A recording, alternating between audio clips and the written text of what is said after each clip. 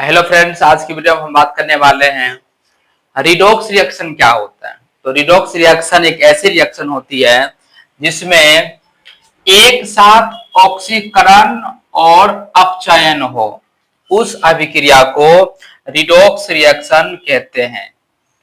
उदाहरण के लिए हम बात करें जिंक प्लस कॉपर, ये क्या बना देता है आपको, जिंक प्लस में कॉपर, मतलब कि जो जिंक है रिएक्ट करेगा आपको कॉपर के साथ। ये आपको कॉपर किस फॉर्म में पाया जाता है, एक्वस फॉर्म में पाया जाता है, हमेशा आप याद रखना।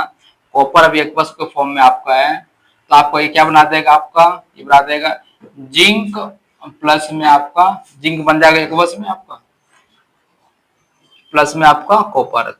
दूसरा एग्जांपल आपका हाइड्रोजन और फ्लोरीन, तो आपका हाइड्रोजन और फ्लोरीन जो रिएक्शन करते क्या एच बना देता है। तो ऐसे अभिक्रिया को रिडॉक्स अभिक्रिया कहते हैं।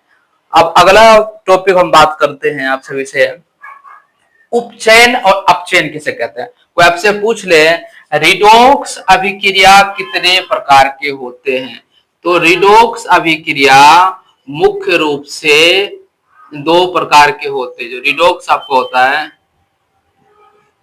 रिडॉक्स अभिक्रिया मुख्य रूप से दो प्रकार के होते हैं। पहला आपका है उपचयन, क्या आपको होता है उपचयन, दूसरा है अपचयन। उपचयन अभिक्रिया एक ऐसी अभिक्रिया होती है जिसमें ऑक्सीजन की तो वृद्धि होता है, यानी कि ऑक्सीजन का वृद्धि होता है और हाइड्रोजन का ह्रास होता है। ह्रास मतलब होता है हाइड्रोजन का हानि होना। उदाहरण के तौर पर हम बात करें आप सभी के सामने सी प्लस में O2, तो क्या है CO2, मतलब कि इसमें क्या बच्चा हो रहा है, इसमें ऑक्सीजन क्या हो रहा है, आपको ऑक्सीजन का वृद्धि हो रहा है। तो आप क्या बोलेंगे, यह अभिक्रिया आपका उपचयन अभिक्रिया है। दूसरे उदाहरण की हम बात करें, अब कॉपर प्लस में O2 है, देखिए इसमें बच्चों ऑक्सीजन क्या हुआ, वृद्धि हुआ है। तो ऐसे अभिक्रिया को उपचयन अभिक्रिया कहते हैं, मतलब कि ऑक्सीजन का वृद्धि होना और हाइड्रोजन का ह्रास होना, ऐसी अभिक्रिया को उपचयन अभिक्रिया कहते हैं। दूसरा आपका है अपचयन अभिक्रिया। अपचयन अभिक्रिया एक ऐसी अभिक्रिया होती है जिसमें हाइड्रोजन का वृद्धि होता है और ऑक्सीजन का ह्रास होता है। इस अभिक्रिया को अपचयन अभिक्रिया कहते हैं। जैसे आप सभी के सामने है CuO प्लस में H2, फिर आपको इधर क्या आपका Cu प्लस में H2O।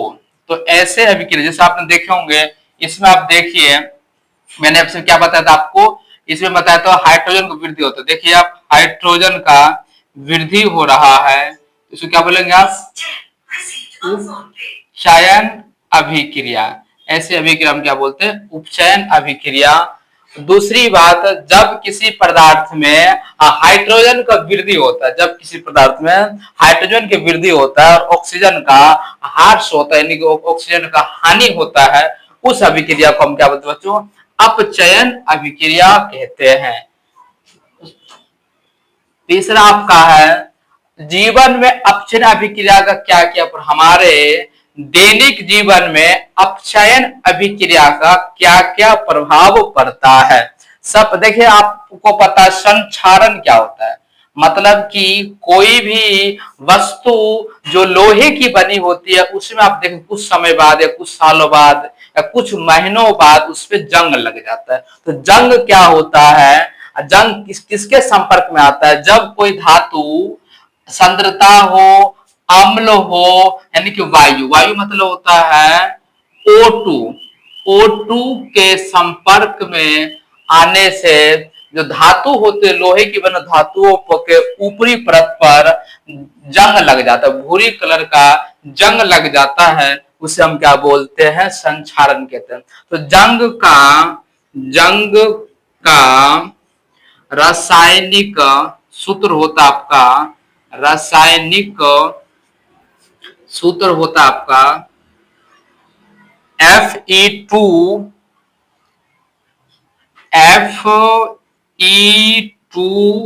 O3XH2, ये बच्चों आपका जंग का रासायनिक सूत्र होता है। इसमें एक्स में आप कुछ भी लिख सकते हैं, 1 2 3 4 एक्सेट्रा।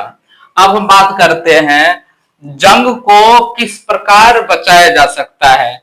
हमारे भारतवर्ष में प्रत्येक साल करोड़ों रुपए जंग को बचाने के लिए हम आप खर्च कर देते हैं। तो लोहे की वस्तुओं पर जो जंग लगता है, चाहे चांदी के ऊपर काली परत जम जाती है, ये सारे क्या होते हैं, संक्षारक के उदाहरण। आपने देखे होंगे जो चांदी के आभूषण पे तो उस पर काली कलर की परत चढ़ जाती है। दूसरी बात, तांबे के ऊपर आपने तांबे के ऊपर भी देखे होंगे हरी परत चढ़ जाती है, वो सारे संक्षारण कहलाते हैं। अब संक्षारण को किस प्रकार से कम कर सकते हैं, तो संक्षारण को कम करने के लिए आप क्या बोलते हैं, यशदा लेपन करते हैं। यशदा लेपन मतलब होता है, आपने देखे होंगे जो साइकिल होता है, साइकिल के रिम में जो पेंट करते हैं वो जिंक का पेंट होता है, उसको हम क्या बोलते हैं, यशद लेपन। दूसरी बात, हम विद्युत पेंट करते हैं, फिर उसमें क्या करते हैं, पेंट करके हमें धातुओं की बनी वस्तुएं को हम बचा सकते हैं।